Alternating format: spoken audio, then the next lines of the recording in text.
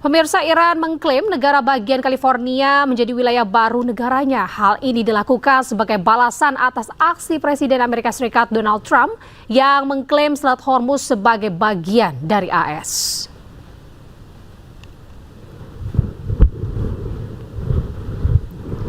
Salah satu akun media resmi Iran menyebut California sebagai bagian dari wilayahnya. Pemilihan California bukan tanpa alasan. California, khususnya Los Angeles, adalah tempat tinggal konsentrasi terbesar warga keturunan Iran. Menurut Iranian Diaspora Dashboard, ada sekitar 141.000 warga Amerika Serikat keturunan Iran tinggal di Los Angeles. Setelah revolusi Islam Iran pada 1979, komunitas Iran di California Selatan ini berkembang pesat. Kawasan Westwood ini menjadi pusat utama diaspora Iran dan dikenal dengan sebutan Teherangles yang diambil dari penggabungan kata Teheran dan Los Angeles.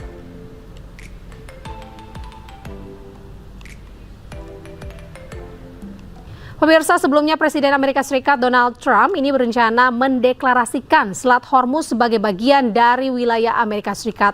Trump juga mengklaim Iran kini sedang mengalami kekalahan telak.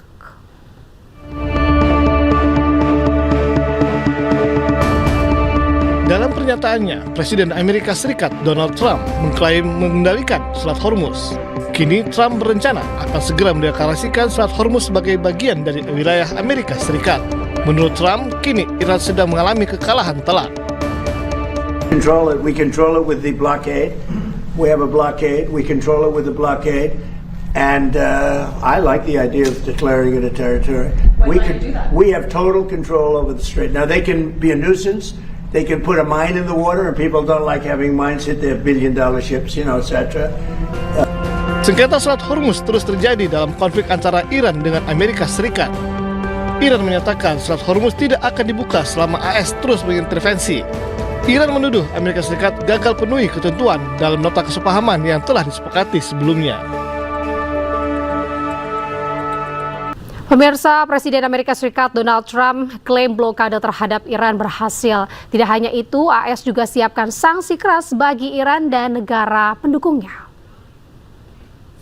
Things that we could sanction. We have very draconian sanctions, and we'll see what happens. Right now, the strait is open. A lot of boats are coming through. People aren't reporting that, and that may slow down a little bit at some point, but right now a lot of boats are coming through. The naval blockade has been extremely effective.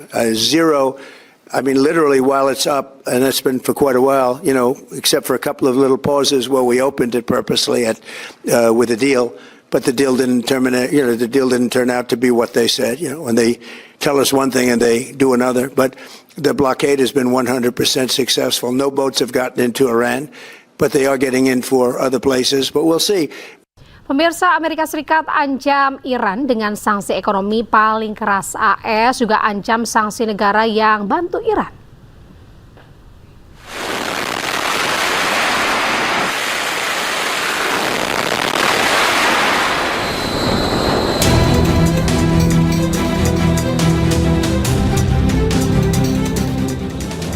Presiden Amerika Serikat Donald Trump kembali ancam Iran akan sanksi yang sangat keras. Sanksi yang akan dikenakan ke Iran akan jadi yang terberat, di mana AS akan ciptakan isolasi ekonomi terbesar dalam sejarah. Amerika juga akan jatuhkan sanksi ekonomi ke tiap negara yang membantu Iran. Well, we have things that we could sanction. We have very draconian sanctions, and we'll see what happens. Right now, the strait is open. A lot of boats are coming through. People aren't reporting that, and that may slow down a little bit at some point. But we're going to see what happens. It'll either be extremely good and oil prices are going to drop like a rock, or we'll continue to do exactly what we're doing. They were talking about $350 a barrel, and it's today 84, 85. And we are getting a lot of oil out.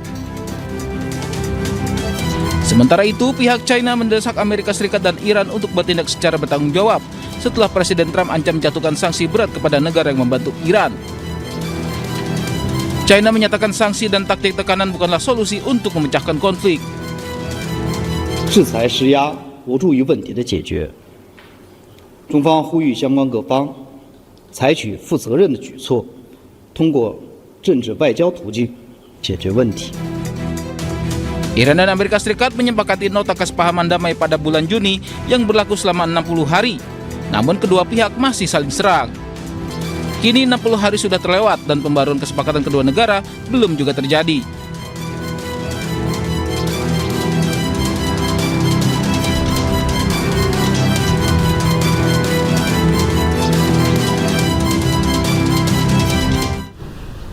Pemirsa, pasukan pertahanan Israel IDF menutup 2 jalur terowongan bawah tanah sepanjang 2 km yang diduga milik Hamas di wilayah Gaza.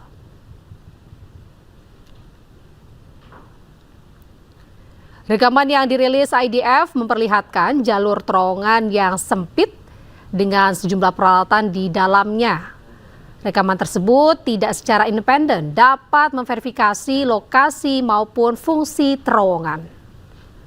Militer Israel mengklaim terowongan itu milik Hamas dan menjadi sasaran operasi IDF, menyebut jalur yang membentang di wilayah Gaza, Tengah, dan Selatan ditutup dengan memompakan beton di dalam terowongan.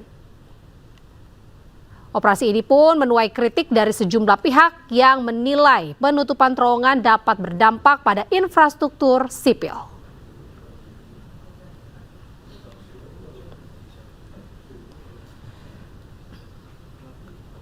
Pemirsa, puluhan pemuda Gaza mengambil besi dan juga beton dari sisa reruntuhan bangunan yang hancur. Hal ini dilakukan untuk kembali dijual atau digunakan untuk membangun dan memperkuat tenda-tenda yang menjadi tempat berlindung mereka.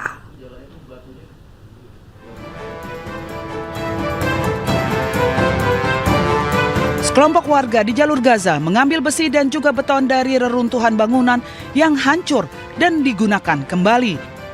Aktivitas ini dilakukan di sepanjang jalan Al-Jala, bagian timur kota Gaza.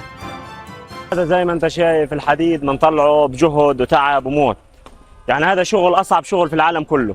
فيش ناس في العالم كله بتشتغل في الشغل هذا بده اجتهاد وقوة بدنية يعني لدرجة يعني مستحيل.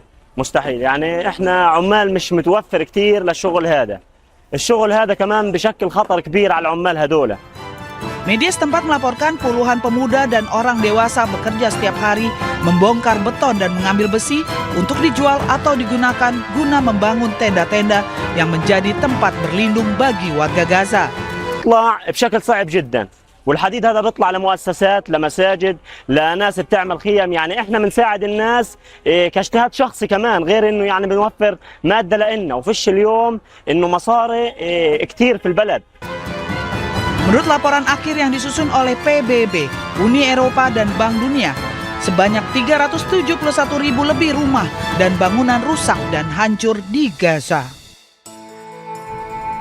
Luai Abu Raida, seorang warga Palestina Amerika, ini kembali ke rumahnya di Kusra, selatan Nablus di tepi barat. Ia kembali setelah para pemukim Israel ini mengepung rumah warga di kota itu selama lebih dari seminggu.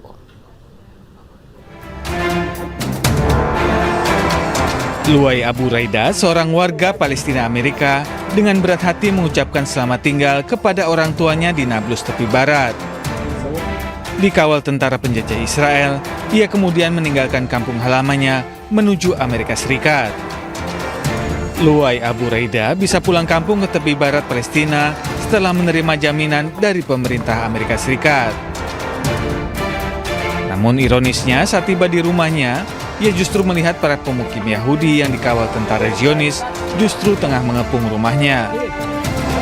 أنا على اتصال مباشر مع السفارة الأمريكية ومع أحد أعضاء الكونغرس اللي مسؤول عنها بأوهايو وهم بيعطوني وعودات إنهم بيشتغلوا بيعملوا ضغوطات على الحكومة الإسرائيلية إنه يشيلوا المستوطنين من عند بيتي بما إنه مالك البيت أمريكي. بس للأسف لحد الآن ما في إشي فعل على أرض الواقع. Gelombang kekerasan pemukim Yahudi terhadap warga Palestina telah berkobar di seluruh tepi barat dalam beberapa bulan terakhir.